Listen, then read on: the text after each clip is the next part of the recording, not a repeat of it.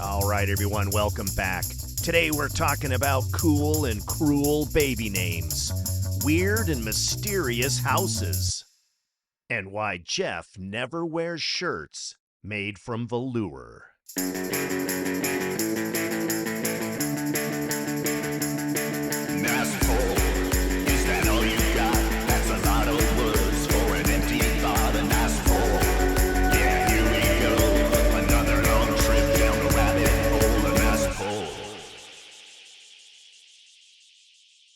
So, Jeff, normal conversation, literally, as my wife mentioned something that, and she said, I was talking to Jen, and I have to immediately throw the brakes on and say, which Jen? Okay, because she has a couple of close friends named Jen. She has a couple of not so close friends named Jen, work colleague named Jen, that whole sort of thing. And it's a Jen, Jennifer, right?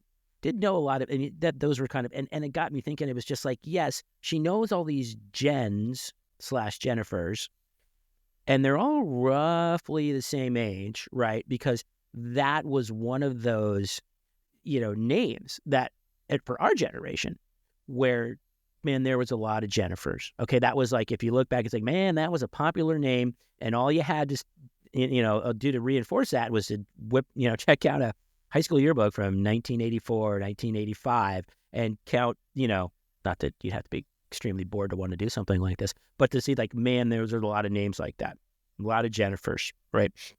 And it got me thinking, it was one of those things that there were, right, and I don't know if you experienced this, I'm guessing you did, being a Jeff, and never a Jeffrey, right? I can't imagine there was ever a time where, where you told the teacher, you raised your hand on the first day of school and said, call me Jeffrey, right? I'm guessing, I've known you a long time, and I didn't think you ever did that. I've had dreams where I did that by accident and then spent the rest of the dream running from my peers as they tried to murder me. And by the way, that kind of Jeffrey, the only reason you would ever say Jeffrey back then was if your name was spelled Geoffrey, like you were Jeffrey the giraffe from Toys R Us, which is the only other Jeffrey I know. Goddamn, I was going to say. And that's Geoffrey, I think, if I'm not mistaken, which is... Geoffrey. Nobody can ever spell that. If somebody's name, it's like when somebody said Jeffrey and with J, the traditional way, or as I would refer to it and the way you would probably refer to it as the correct way, nobody asks, how do you spell that? But if it's like Jeffrey with a G, you have to kind of think, is there one F or two? Wait, I think there's an O in there and I don't know why. So it's that kind of thing. But anyway, fifth grade, there was 4 Chris's in my class, right? So much so, 2 of them were girls and spelled it with a K, which is okay. And there was me, and then there was another Chris, to one point where we got a new kid about a month into school, and the kid's name was Chris, and the teacher decided, no, what's your middle name? Okay, so then that kid had to go for the entire year, basically had a stage name. And that's another thing that's kind of strange. We can talk about it in a minute. But had his stage name, it went by like Devin for the rest of the school year because, sorry, we're full up on Chris's. Okay. Again, the Jen thing just kind of bounced around in my head after talking to my wife or having a basic, question and answer. And then it's like, but that's not one of those names that you really hear a lot. Case in point, your sons. Now, your sons are older than my kids, but they're still they're adults, but they're in their 20s, right? Did they have any friends? Did they go out with any girls named, let's just say, Jennifer? Yes. Sorry. I know. I don't mean to mess up your trend there. Oh, you just blew my theory. Oh my God. All right. We got to just delete this whole. But no, it's okay. Not only were there a couple of Jennifers, actually 2 or 3 in my older son's circle of friends, but he had a long-lasting girlfriend back in the day when he was, I guess, just out of high school or in high school, named Jennifer. So, I mean, actually there were. I'm not saying there was a ton of them, but yeah, there were a few. There you go. Did I F up your statistics? I'm sorry. You just effed up my holes. All right, it's time to start talking about Mr. Whipple again. Okay, I'm going to move on, though, in the sense of like, okay, and I don't normally do this, right? We usually kind of pull this from the deep, dark recesses of our head, everything that we talk about. The year we were born, I'm just going to read off a short list, okay? The top 10 baby names, the year that you and I were born, top 10 girl names: Lisa, Kimberly, Mary, Michelle, Karen, Susan, Patricia, Tammy, Angela, and Jennifer. The Okay, top yeah. 10 boy names. Michael, David, James, John, Robert, William, Mark, Richard, congratulations, coming in at number 9, Jeffrey, and Thomas. I'm slinking down at number 12 is where you get Christopher. Okay, so those are the top baby names when we were born. Now, fast forward. Now, that was a long time ago. Most popular baby names of last year for the girls: Olivia, Amelia, Emma, Sophia, Charlotte, Isabella, Ava, Mia, Ellie, and Luna. Luna. Wow. Luna. I have never heard of anyone who had a kid, nor have I ever bumped into or had any sort of conversation with somebody named Luna. But that is one of my favorite words. Anything to do with the moon, I'm in. Yeah. My dog's name is Luna, so that you hear that name 50 times a day at my house. Awesome. I love your dog. The boys' names: Noah, Liam, Oliver, Elijah, Mateo, Lucas, Levi, Ezra. Yeah. Apparently, there's 7 names that are better than Ezra. Asher, and aligning with the alliteration of Luna at number 10 is Leo. You have to scroll all the way. Well, you get to number 11 where you get a James, and then you can go up for the boys, and then to get something maybe a little bit more, traditional for the girls.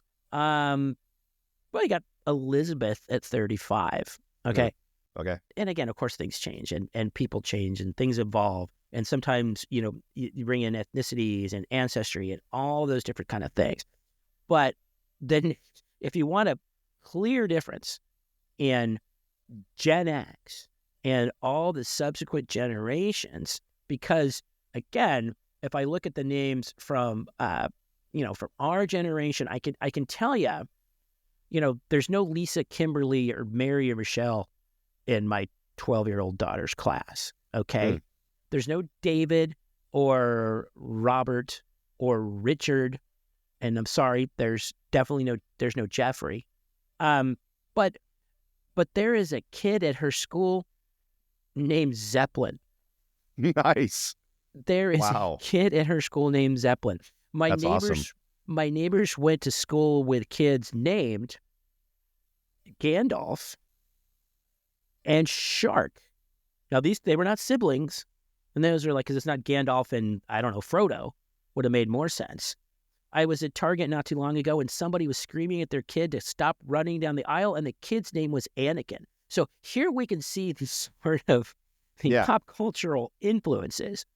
But if anything shows the difference into what we grew up with or what was just sort of a normally socially acceptable, just the thing that just names, because names, it's like, do people realize, and I don't know if they do sometimes, it's like you're naming somebody, that's pretty serious, and you're hanging in with that name, even if they decide as an adult, I hate that name, even if they decide I want to go by my middle name, even if they decide they want to go by initials, you still branded them to the point of that is their name, and they will be hung, unless they legally change it.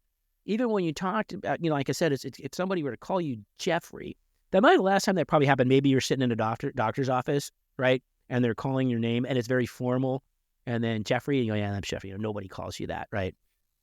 People talk about when I get called Christopher, which is a long, bulky, just kind of like stupid name to have to spit out when you can talk about just call me Chris. And do people call you Christopher? I'm like, no, they don't. Well, the only person who ever has would be like my mother, and that was usually after I said something inappropriate, right?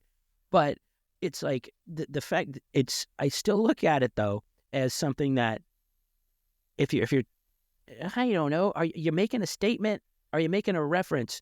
Are you taking it too lightly? Are you trying to be clever? Because not only with these names, like if I look at the popular baby names for kids now, you know what I mean? It's like you've also got Maverick for boys, okay? And it's like, you're really naming your kid Maverick? Or if you're going to name your kid Aiden, that's great. Guess what? There's no Y in Aiden, right? So, I mean, I think it's amazing to me when you see, and I know to me, I guess, maybe you have some, now that I think about it, maybe you have some comments on that as far as when you named your kids. Again, it's an enormous responsibility, and I don't know if people understand that. I think people took it a little more seriously back then. If you're naming your kid Shark or just random shit like that, I mean, I'm actually shocked, Chris, back in the 70s, there weren't more kids walking around whose name was Zeppelin. I'm actually blown away that we didn't have any friends that were named Zeppelin, because that was the biggest band on the planet in the 70s. But normally, if your kid back then had an odd name like Astral, right, or something like that, it just meant your parents were hippies. Moon Unit. Right? Or at least they smoked a copious amount of marijuana. Nowadays, or in the last 10 years, it's not the same stigma anymore.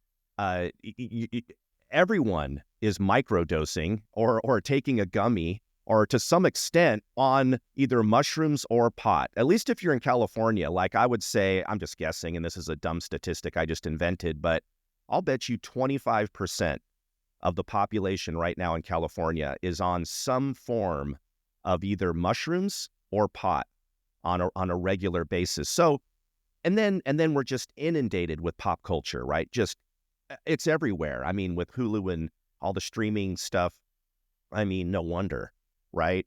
So that's awesome. I love the nerdy names. That's super cool. I do think that back in our time, Chris, the 70s and 80s, having a super weird name was going to do one of two things. It was either going to elevate you to the highest level of the social food chain of the cool kid, or it was going to ensure that your life was a living hell, starting in about second grade and maybe carrying with you all through high school, right? But yeah, when I named my kids, and this would have been the late 90s when they were born, I tried to come up with names at the time that I thought were not going to get their ass kicked. But believe it or not, I know this sounds crazy when you hear these names, I thought they were a little bit different than what was around back then. So one of my son's names is Hayden. And Hayden, now you think Hayden, everyone's named Hayden. There's a million Haydens. But at the time, Right. not really. Not so much, right?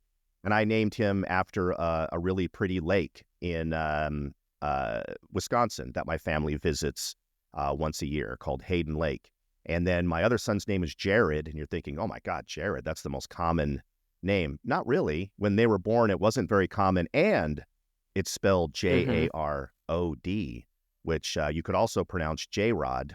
And that was just me being selfish because I was in a band called the J-Rods, and so that was me sneaking that in. Did you sentence him to a life of misspellings, though, when you did that? I did, 100%. Yeah. He gets messages. He gets a text or an email or and I'm sure when he was little and they were bumping around and going to the trampoline parks and all the birthday parties, every time he got an invitation, right? Nice. It was, going to K1 Speed. Chris, you're really hammering those 90 polls right there. That's pretty good. That is K1 Speed and the trampoline park, Get Air, I think was a big one around. Yeah, you're hitting the 90s, man. Hey, we can go into the 90s. You can Alanis Morissette this thing if you want to. Wouldn't that be ironic?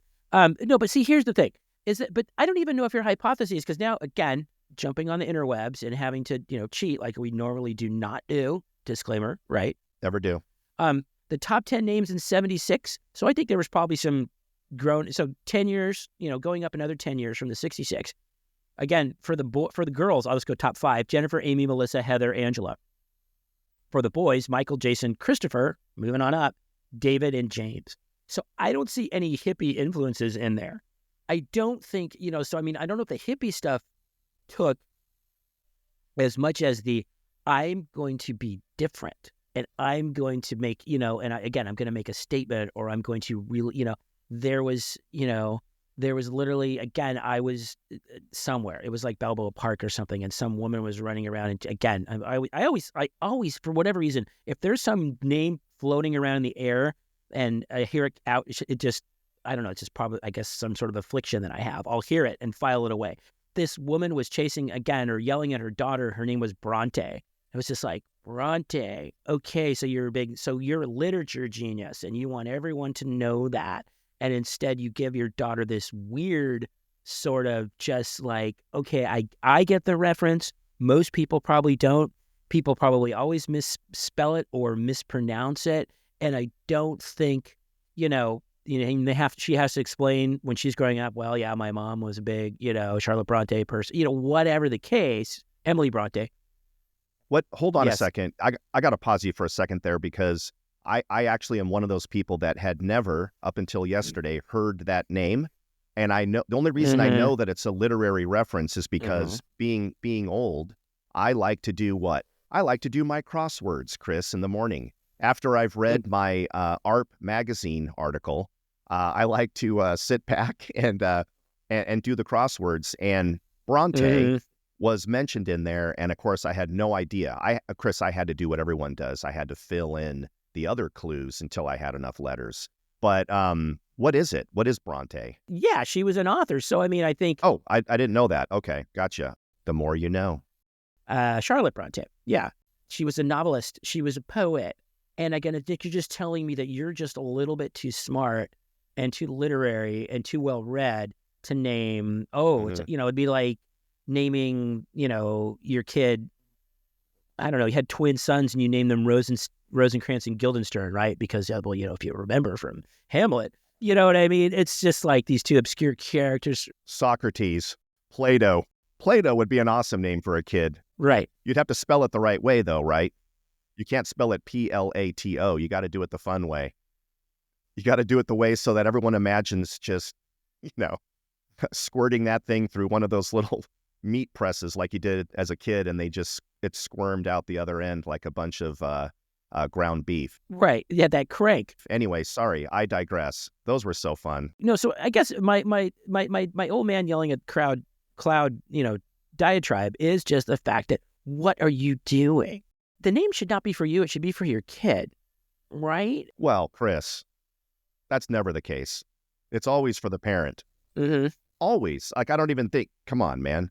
You're always just thinking of yourself at the time because you don't even know what this kid's going to look like. You have no connection to them at all. So it's all about you at the time. I feel bad for the girls back when I was, a little kid in the 60s where they had names that were left over from the 30s or 40s that somehow their grandparents or their great-grandparents, like, oh, we have to call you Agatha. Agatha?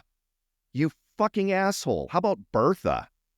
Bertha, for God's sake. How about Gladys? How about a poor girl trying to live in the 60s with the name Gladys?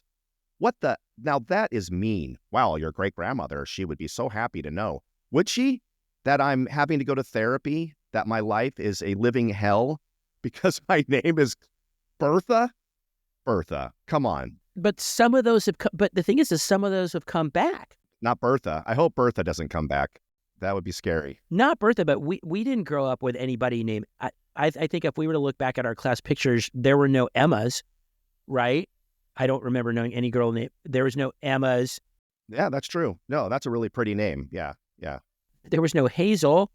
We all remember Hazel, and she was a freaking maid on a sitcom, right? One of those maids who somehow solved all the family's problems and kept everything together and kept the household room, running, and it was also very clean. Nowadays, Hazel, and this is going to sound funny, nowadays Hazel sounds almost like a dancer's name, Chris, a stripper. Hazel. Hazel to the main stage. Is that what you're trying to say? Okay. Well, Mercedes, Lexus, and Hazel. Hazel just sounds weird now. It doesn't sound like an old person's name. It just sounds kind of hip, I would say, but I could be wrong. I mean, again, I understand, like I said, what I think it needs to take. And again, I don't go back to what, how you named your son Hayden, but there's two things. Is number one, because of, the lake, right? In that sense, but okay, the lake was special to you and that's an actual name. So there's a connection to it. So it all kind of fits. And then I don't know if you've ever told him this. Did you ever say, hey, you were conceived there? I mean, that would have been a really cool thing to actually say as well. So that's impossible. My wife's aversion to the outdoors is well documented in terms of nature. Well, I don't mean on the actual lake.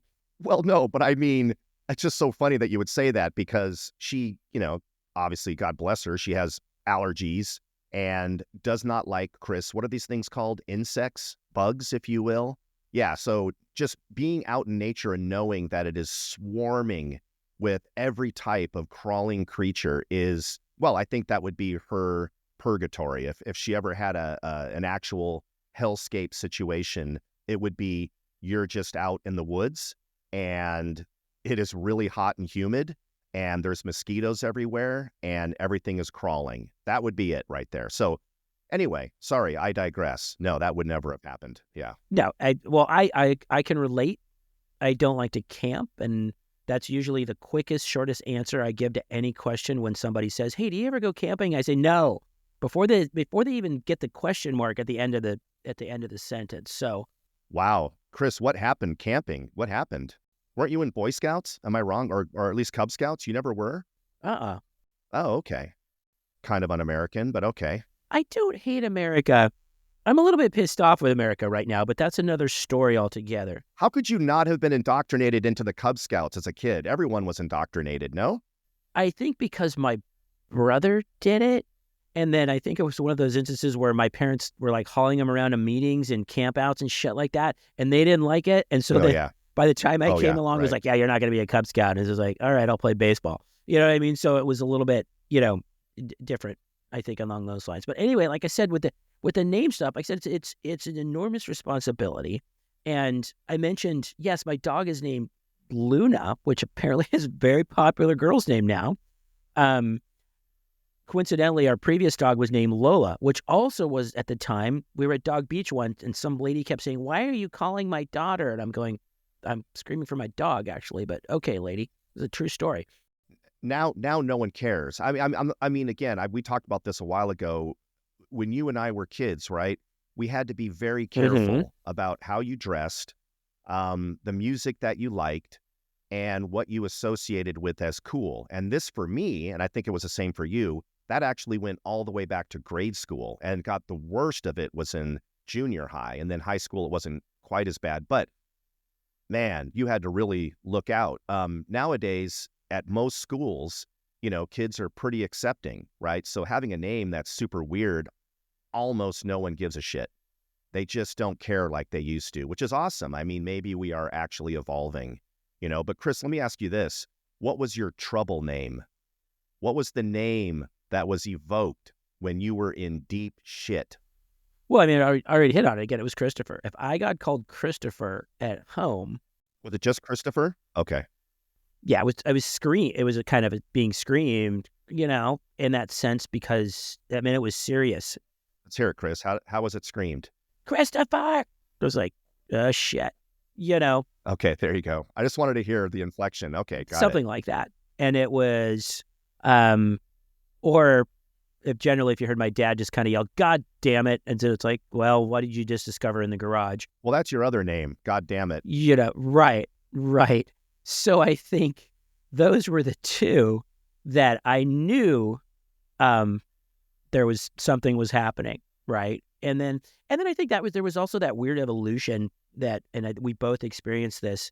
And at school, you're a number, right? You're a name, you're a number. First of all, the thing was very disconcerting because I don't think it happened until junior high, right? And we talked about junior high with gym class and showers and multiple class, going back and forth to different class, and that shock of that, and not seeing your friends all day long, maybe having a different lunch period than your friends. But getting called by your last name was something I had to get used to, right? Because it was just like, especially in gym class. It seemed very prevalent in gym class, maybe because you had it written on your gym shirt or something. But all of a sudden, and like I said, and going back further, right, you were often a number way back, right, in like kindergarten, first grade, because that was how it was easier for you to, especially because if you couldn't read very well, if you could see your number on something, then you knew I'm a number as opposed to a name. So this kind of bookended that way. Well, you may as well learn early in life, Chris, that you're a number. I think that was a good lesson for everyone. By the way, just get used to it. Anyone who's ever worked for a corporation. Get used to it. Human meat sack. You are just a number.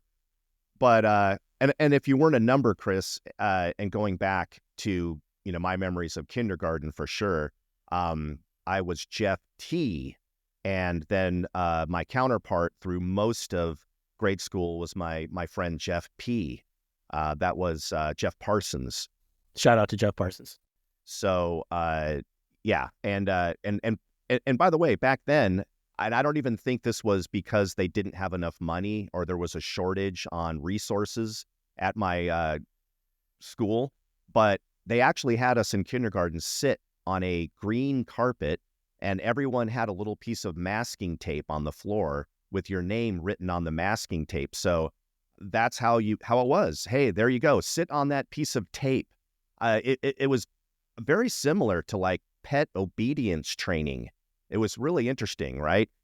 And my memory from back then, I just have one memory of my name, Jeff T, and sitting on that piece of tape next to Tanya R. And Chris, I don't know if you had Tanya Roberts? Oh God, I wish. No, Man, you just hit one of my all-time favorite. I know. That's why I brought it up. Little did you know. Tanya Roberts, yeah. So Tanya R, it was Taste Something New Day, where they would bring in food and they wanted you to have an open mind. And hey guys, let's taste something new today. And one of them was peanut butter. And I thought, peanut butter. Everyone knows peanut butter and everyone loved it. The next day it was, some other type of a fruit. It's a dragon fruit. Oh my God, a dragon fruit. That's crazy. One day it was cucumber day. And we all had a little slice of cucumber. And I have grown to like cucumbers later, but Chris, the trauma of cucumber day, they handed a slice to Tanya R, who sat next to me, Jeff T. She put it in her mouth and then looked at me and just did like a Linda Blair kind of a thing where she's just like, and just spit it out, chunks of cucumber, and just this, it's almost like you had... Projectile? Well, was it?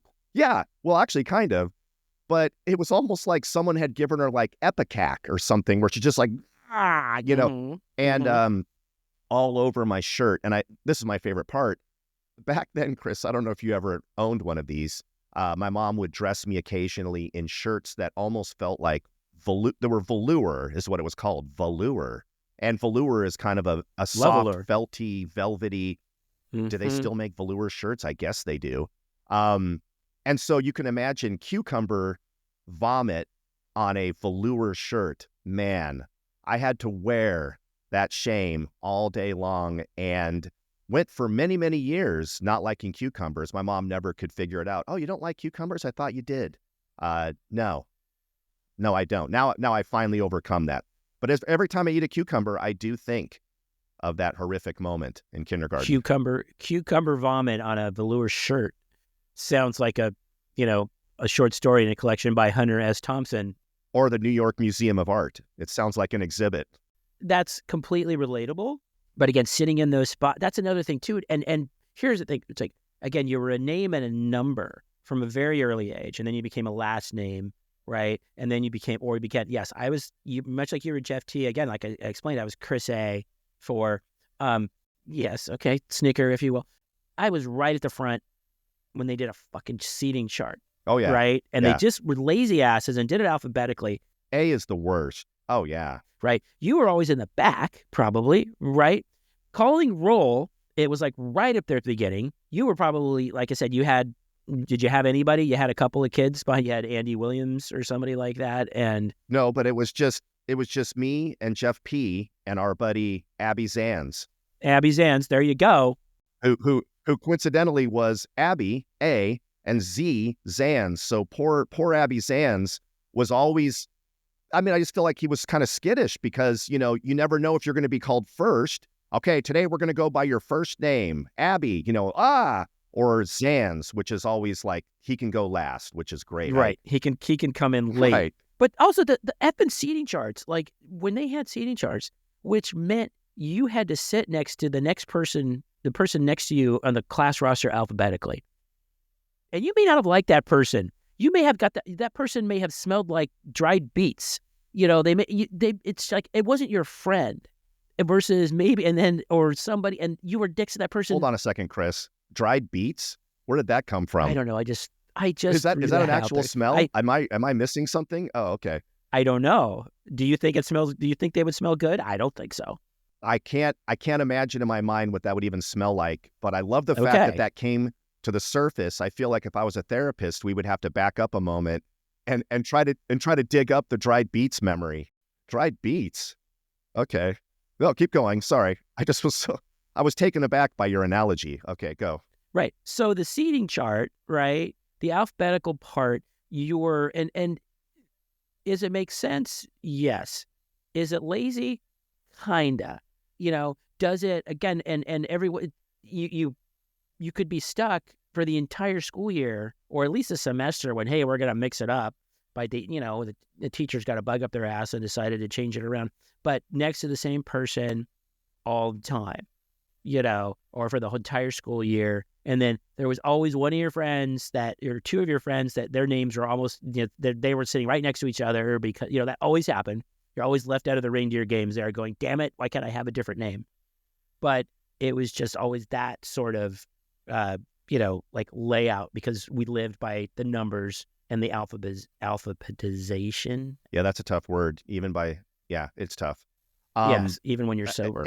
And it's funny because especially in grade school, you had the same people in your class year after year after year. You weren't going to see a bunch of new people coming in necessarily. I mean, you might, and depending on your situation, but at my grade school, at least, there was a lot of consistency. Every once in a blue moon, a new kid would come in, and then it would be immediately determined whether or not they were cool or had to be horrifically ostracized. There was no rhyme or reason to it, but it answered the question, why is that super cool girl, right, the girl that's very popular, why is she best friends with that girl, the other girl? And I know most people say, oh, the popular or the good-looking girl will oftentimes associate with someone who isn't maybe as attractive because they're symbionts, right? They each get something off of the other person.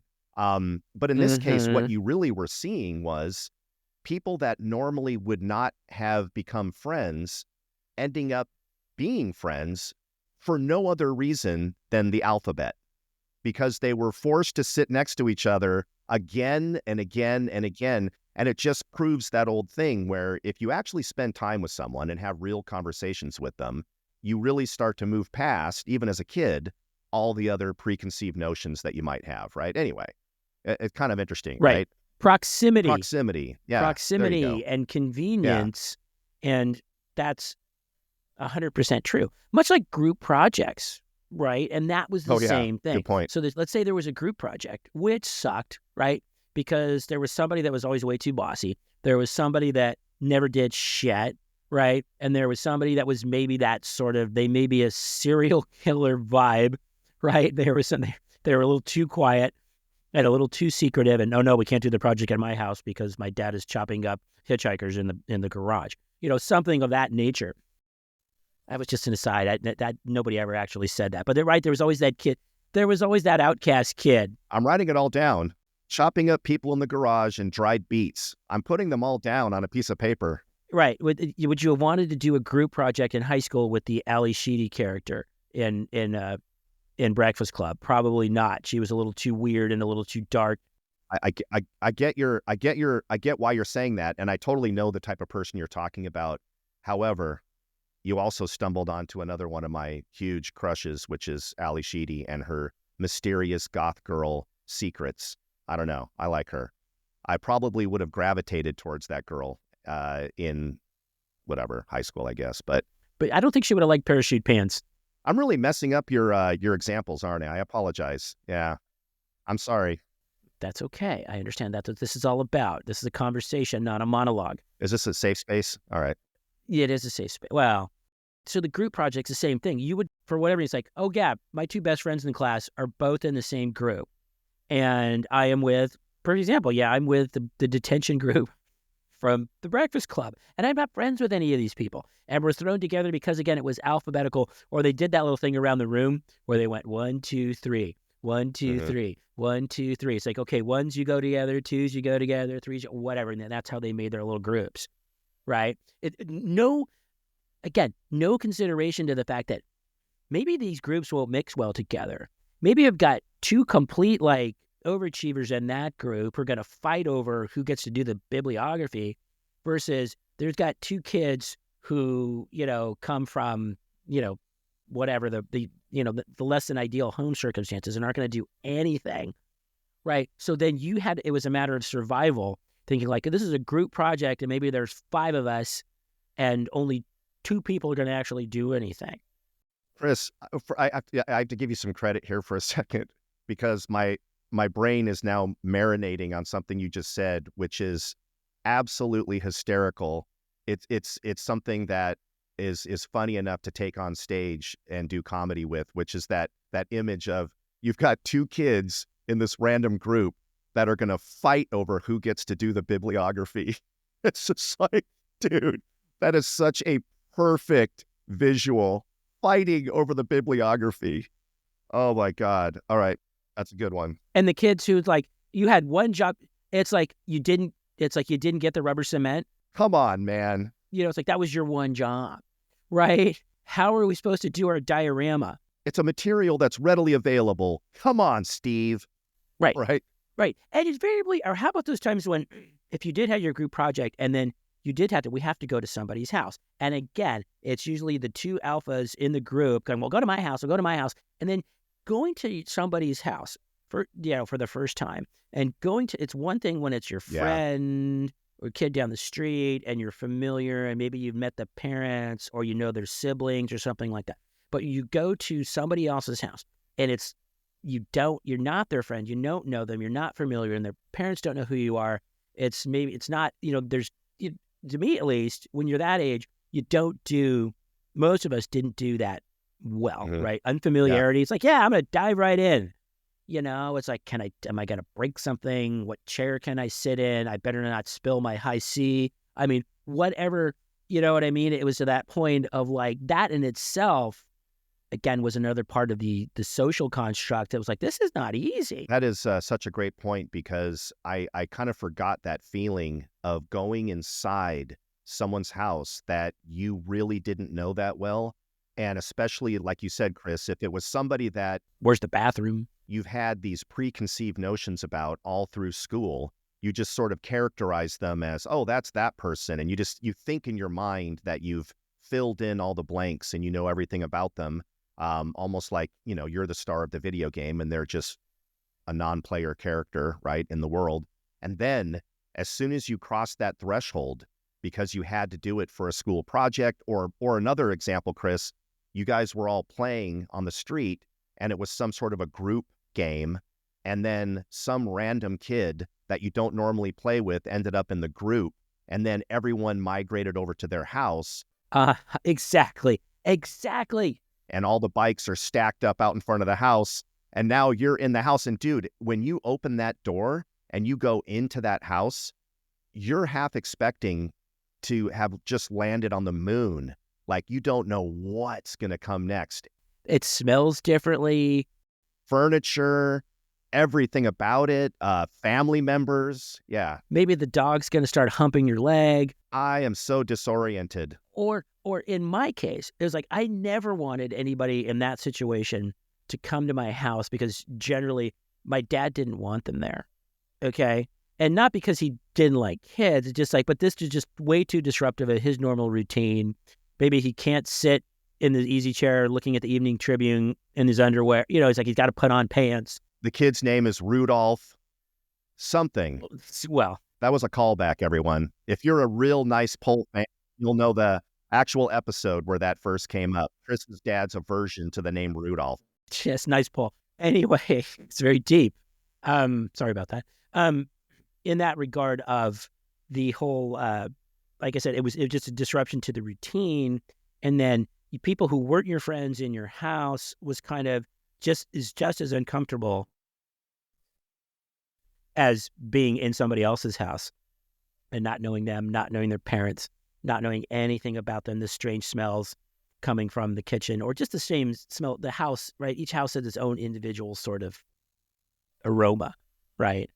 So I think those are the things that just added to the trauma of having to do that in the first place. Because how do you do a group project in the sense that everything is equal? Everybody has an equal amount of work, and you're all confident. Hey, you're all confident that we're all going to pull our weight. We're all going to do what we're supposed to do, and then we're all going to go up there and give up a report on Mesopotamia or whatever that bucket was, and make sure that it it was like you could afterwards, you just felt relief. It's like, thank God it's over. Thank God I don't have to do that anymore. But the concept of a group project for kids at a certain age is fucking ridiculous, because it just never Chris, works out. think of it from the perspective of the teacher. We all know why we did group projects. You would like to believe that the teacher is doing it because they would like people to learn how to get along on a team, and how to see other perspectives, and how to divvy up resources. No, Chris, no. Do you want to grade 40 fucking reports, or do you want to grade 7 reports? You choose. Bingo. Right? That's what it was. It was the equivalent of bringing in a movie for the day, right? Just watch this movie. There you go. Right? So I'm sorry. I mean, there are some great teachers out there who maybe had an altruistic method to their madness, but I think most of the time, and that really holds true, because when you go to the teacher later on, especially Chris, if you're like the A student who actually did want to fight over who gets to do the bibliography, and you're really upset about the punctuation on the footnotes, you're the person that's going to go to the teacher and go, listen, here's the thing. I don't want to rat anybody out, but like technically, I was going to say Dylan, but that's a 90s name. Sorry. But technically, Karen, back in the day when Karen was a good name, guys, and God bless all Karens who don't deserve the wrath that they're facing these days. They don't. But she just did not pull her weight, and I'm just going to say that right now. The teacher could give a shit, could absolutely give a shit. They had to placate you and go, okay, well, why don't you go back over there? Because again, the more you're talking to me, the more you're unwinding my master plan, which is to do the least amount for a little bit of time. So why don't you just go back to your peer group and work it the fuck out? How's that sound? I've got things to do over here, which is, nothing. But, teachers deserve to have a break, don't they? They absolutely do. And I get it. But I just don't know. There was no learning. Although maybe it did prepare you for adult life. Oh, totally. Oh, yeah. Let's say it wasn't called a group project. It's not called a group project, but there's somebody on my team that never pulls their weight. Sure. There's somebody on my team who piles on and agrees on everything and is a yes man. There's somebody on my team who acts really busy but doesn't get anything accomplished. So yeah, maybe it was a good learning experience. Well, sure. And again, and I know this is one of the cliches for Gen X. I mean, we hear this again and again and again, but you're just not going to get any satisfaction, compensation, special consideration, or a unique award for complaining and bitching and whining about the injustice that you feel that you have felt, right? Whether it's something minor like who got, again, I'll say it one last time and then I'll leave it alone, who got to do the bibliography, to that's not fair, she cut in line. Back then, no, no, just deal with it. Deal with it should be the poster right. for the 70s and on into the early 80s. Deal with it, and right. next. Right. And you really didn't have the same situation where parents would come in all pissed off that you spoke to their kid this way or did this or that. Many parents were high-fiving the teachers. Thank you. Thank you. My God. I don't know what it is. I don't know what you said to scare the shit out of my kid, but I really owe you a debt of gratitude. Thank you. More of it. Exactly. And then maybe someday somebody is going to be, someday, somewhere, some corporation, and somebody's going to go, so who's leading that project? And maybe it'll be Zeppelin, and maybe it'll be Shark, and maybe it'll be, Gandalf. And, that's good. Right. I know that's going to be a good project. And you've got the good project lead. You got the good project manager. But Chris, here's something you're never going to hear. I have to do the callback. There's something you're never going to hear is, all right, and who's going to take care of the bibliography? That is something that will never happen today. But back then, apparently, it was a big deal. Just like nobody's going to walk into the conference room and say, smells like dried beets in here. Maybe they will. Oh, I thought you were going to go back to the 90s and say teen spirit. No, I already went to the 90s and I got slapped for that. So never again. It's not about that. So, Chris, one thing I kind of wanted to circle back to, right? Actually, going back to the last name, you talked about this before, but I could see where there would be a little confusion because your last name is Alvarez, right? And uh, you just you don't strike me as a classic Alvarez, right? I just don't get that. You first of all, like me, you don't seem to have any melanin in your skin, right? You and I are the kind of people that, and maybe I'm wrong, Chris, maybe I tan well, you do. okay? Oh, well, I take it back. I just don't do it anymore. I take care of my skin. I only burn. So, but was there ever confusion with the name Alvarez when you were growing up? Ever? Well, Just always. oh, okay. Always. First of all, when you said you don't look like, it's like, I wanted to say, we don't need no stinking badges, but no. Well, you can say that, Chris, because your last name's Alvarez. You can't get canceled. Yes, and we have that joke around my house. There are things that me and my kids can actually say that my wife can't. We can make that joke. Absolutely, 100%. Probably from as long as I could remember, because it was, you think about the time when we were growing up, and it was like, you'd say when they'd look for Alvarez, let's say you call out your name. You know where they call out your name and then they kind of look around, waiting for you to like wave your hand and say, yeah, right here, I'm here, me, present, whatever.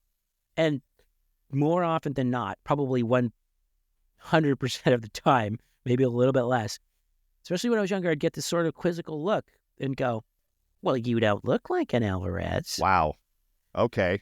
Right out there. Now, speaking of being canceled, I think if somebody were to say that to my kid, I would make sure, oh, really? And who was this exactly? That is the most 70s thing to say I've ever heard. Well, you don't look like an Alvarez. 1,000%. To the point of like where I would, and so I went through over time, I had my sort of built-in explanations. Number one, I would explain, well, my dad's family, blank, my mom's family, my dad's family is from Mexico and from as far away down as Guadalajara. My mom is Italian. So my mom's family is from, Sicily and Bari, and, and give that sort of explanation. So it's like I get the name from my dad and my dad, who was also very fair. At the same time, so I would explain it. Like I would have to. I would be kind of put on the spot. Like, no, it's me. But, again, so that was like what I did for a while when I was sort of intimidated by it and didn't know and felt like I was put on the spot, like I had to explain it. You could probably relate to this because you knew me at this time period and you probably would have had the same kind of responses. And I'd be like, yeah, man, sorry, I left my sombrero at home. Okay. Put it on them. I like that, Chris. Put it in that regard. Like I don't fit your stereotypical, right. Make them feel a little bit uncomfortable. And then the next wave and the next level took to, what am I supposed to look like? Okay. Which was an extension of that. Ooh, nicely done. Wow. And I, believe me, I got the jibes. I got the comments. I've been called let's just say names that I won't say. Really? Huh.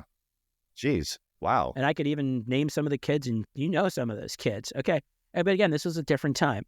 I'm glad I asked that lighthearted question. Yeah. So I dealt with that. And like, you really shouldn't have to deal with that. And then especially now, it's not really an issue because I've asked my kids that. No one's ever brought it up. Why would they? I was just only half joking because it was the 70s. So I assumed people would be a little confused. But yeah, nowadays, why would anybody even ask that question? That's so silly. We're a big melting pot, air quotes number one. We're also in Southern California, which, is even 40 years ago was much more diverse than the rest of the country. Yep.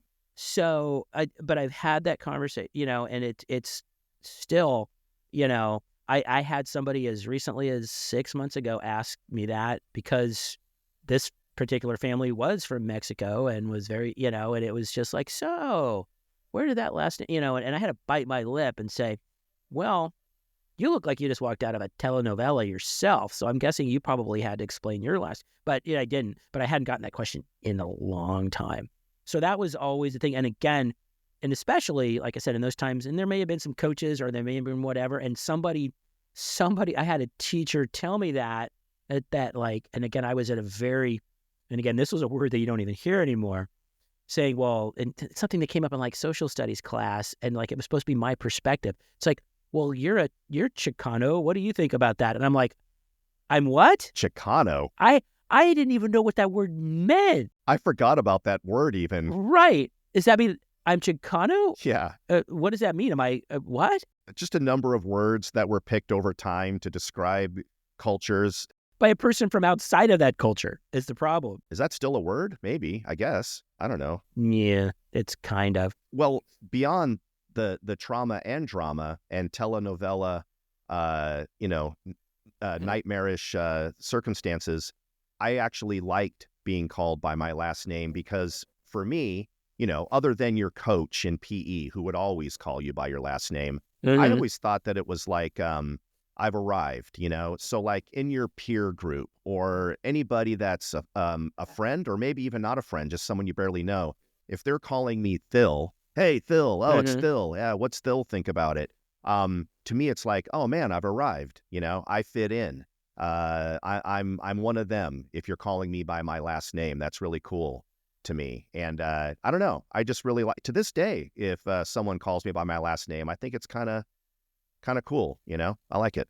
No, I get it. And I think it definitely, it's better than being called Chris A. or whatever. There was never another one in the class generally, So I think that's part of the easy part for calling kids and students by their last name because you don't have to differentiate between Jeff T and Jeff P or whatever. And no, I just did you ever have to explain it? Did anybody ever say what does Thill mean? What kind of last name is Thill? Is Thill short? Was it Philfowski at some point? Well, Alvarez, I will say you have one advantage. Nobody mispronounces Alvarez. It's one of those words. Bullshit. No, that's not true either. They can't pronounce it. What? They make it more white than it possibly could be. Give me an example of mispronouncing Alvarez. Alvarez. Oh, come on. Well, Chris, that's just brain damage. That's someone that can't enunciate or doesn't have common basic grammatical skills. That's someone that either is going through a mild stroke, is drowning, is super drunk, or is someone that literally just came from the heart of the Ozarks. Nobody's going to mispronounce Alvarez, but I guess you've run into it a lot. That is bizarre. Alvarez. The kids would jump on that and call me, Alcatraz or whatever. And it's just like, whatever. Chris, you deserve that. Come on. That's pretty funny. All right. You just go with it. Yeah, at that point. Right. It does sound a lot like it. But with me, Phil, obviously the joke is thrill, right? Everybody's adding an R to it, which is fine. I always kind of like that. But I actually had college professors who would add a phantom R in my name when they were talking to me. And I'm like, wow, you're a tenured professor. And you're seeing an R in there. That is so interesting. In fact, I was called Thrill so much that I almost thought about maybe just changing my last name. It might have been a cooler way. It certainly would be a great stage name. But yeah, and or Till, or sometimes when I would say my name is Jeff Phil, they would hear the word Phil, Phill, and then they would start to think my name is Phil. So I don't know, people's brains do weird things, but technically it's German, if anyone cares, which I'm sure you don't. And I think in Germany, it's actually Till. I think the H is kind of silent.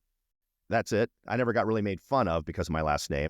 But Thrill's a cool nickname. Sure. Right? Yeah. That's right up there. It's right up there.